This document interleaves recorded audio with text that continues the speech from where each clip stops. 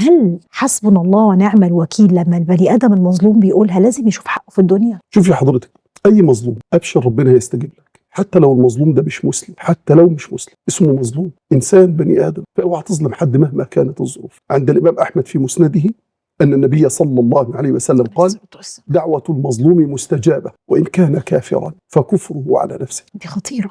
عند الامام احمد في مسنده ان النبي صلى الله عليه وسلم قال: دعوة المظلوم مستجابة وان كان فاجرا مفيش مفر فكفره على نفسه. مفيش مفر. اوعى الظلم. والله لو ظلمت حيوان، شوفي بقى، مش هقول بقى انسان بصرف النظر بقى عن دينه ولا ملته ولا لا لا لا لا، ده الموضوع اكبر بكتير.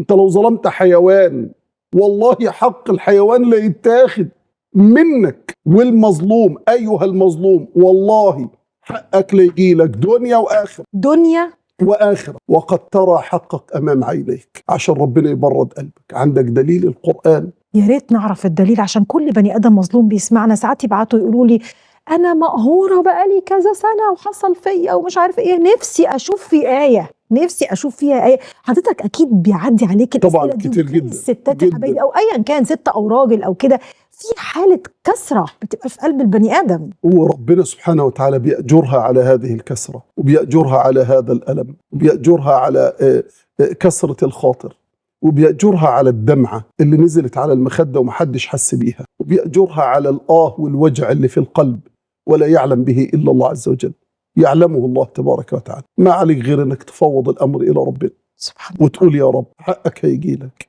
وقسما بمن أحل القسم كل ظالم ليتاخذ حق المظلوم منه في الدنيا قبل الآخرة. حضرتك قلت لنا في القرآن الكريم كمان في دليل. طبعا، ليه وأنتم تنظرون؟